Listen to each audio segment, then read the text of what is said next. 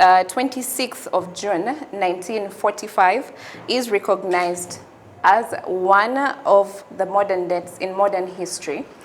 Following months of negotiations, representatives from 50 countries signed the Charter of the United Nations. The United Nations represents the best aspirations of all the people of the world to work together to find solutions to the world's problems and to live in peace for prosperity of all. The United Nations is marking its 75th anniversary at a time of great disruption for the world, compounded by an unprecedented global health crisis with severe economic and social impacts. It's my pleasure to welcome our guest in studio today, Mr. Fode Ndiaye, the United Nations Resident Coordinator for Rwanda, to discuss how 75 years later is the organization's principles still the same. You are most welcome, Mr. Fode. Thank you so much, Gloria. Thank you for having me. Well, happy belated birthday to the United Nations.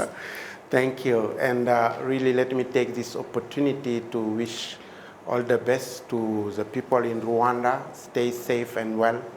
And also praise the government and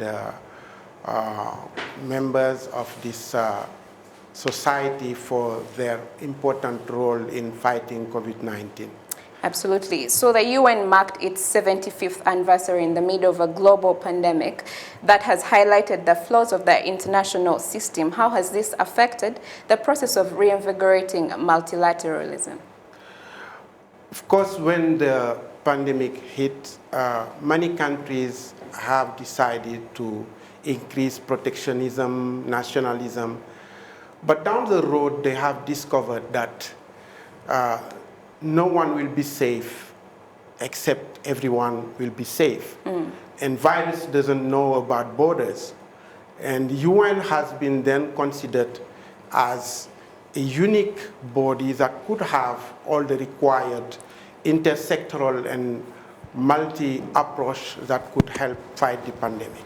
So this pandemic is really a timely way to reinvigorated the UN, and it's aligned totally with the UN Secretary General reform. Yeah. One being on peace and security, how you could put focus on preventing conflict, on putting emphasis on peace and security. Second, on the UN development system, how you could focus on the Agenda 2030 in building resilient institution system and communities that could make the planet more prosperous, safer, and also tackle the challenges of climate, and of course financing for development. And last point, which is also very important, how you could make the UN more efficient by strengthening its management aspect. Absolutely. There's a lot of opposition for the UN and all its agencies. And does the principles ring just as true today as they were 75 years ago? And what role does global solidarity play here? Oh, they are more relevant, the principle, today than ever. Let's highlight a few of them. We said faith in fundamental human rights, equal nations, equal men and women. We say improved living standard for everyone, and every life counts.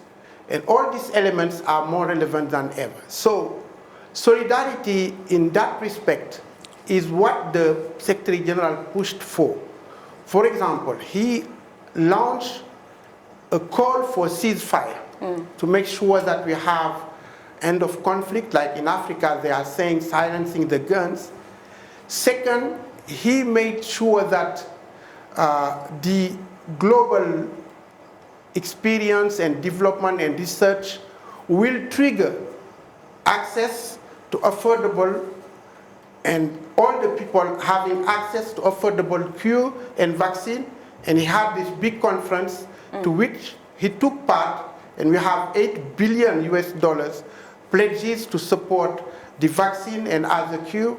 He also makes sure that he supported a call for the G20 and the G7 to to make sure that we have a moratorium on death, to increase the government capacity in dealing with this COVID-19, in putting more emphasis on health system and building the health, possibilities and capacities to fight this COVID-19 pandemic.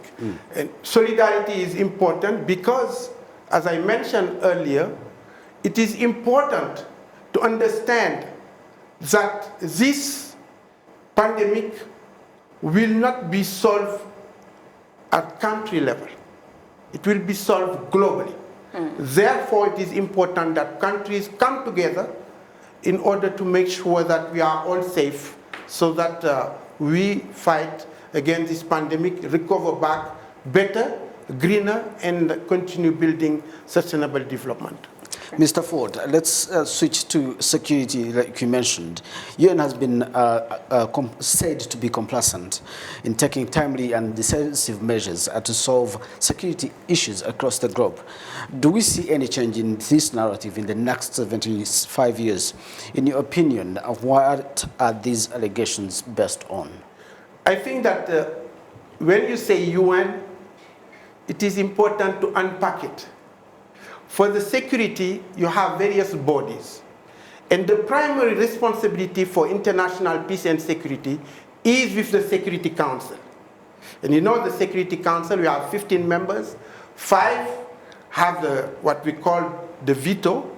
So this Security Council are the one that would decide, even in peace security, peacekeeping forces, in setting political missions and so on. And of course, we recognize that within the Security Council, sometimes you have veto that is, putting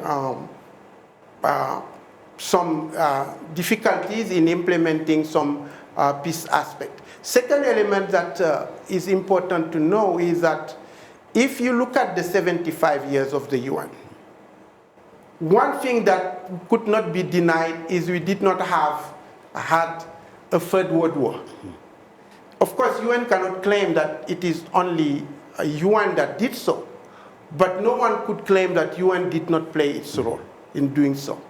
Third element that is important is the aspect of non-state actors. In the past you have government being involved in wars, but now more and more you have non-state actors. And UN is an intergovernmental body. So government should play a role. Government should play a role, an important role. Security Council should continue playing an important role. Citizens should continue playing an important role. Because as we speak, let's also say that even within these difficulties that you mentioned. Exactly, that's actually where my next question is, and I'm told I have 20 seconds to finish. With all these issues, pandemic, racial issues, instabilities, what should we hope for in the next 75 years? I'm told we have about 20 seconds. You mentioned hope. I think that for me it's very critical what we need to hope for. It will be a planet that tackles the climate change, a planet that is prosperous for everybody, a planet that lies on partnership, a planet that puts youth and women at the center, which is a planet that is also looking at risk-informed development. We hope that all of us, we will continue to stick to this charter, which is more relevant than ever, and build a safer world for everybody.